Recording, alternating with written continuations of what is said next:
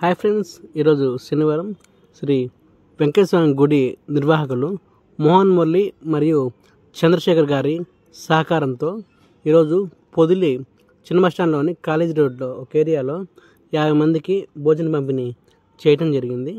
ఈ భోజనం అందుకున్న పేదల తరపున దివ్యాంగ రక్ష ఫౌండేషన్ తరపున మోహన్ మురళి గారు మరియు చంద్రశేఖర్ గారి కుటుంబం నిండు నూరేళ్లు సుఖ సంతోషాలతో ఉండాలని కోరుచున్నాను. మీరు కూడా ఎటువంటి కార్యక్రమాలు చేయాలి అనుకుంటే కింద స్క్రోల్ అవుతున్న నెంబర్కి కాల్ చేయగలరు.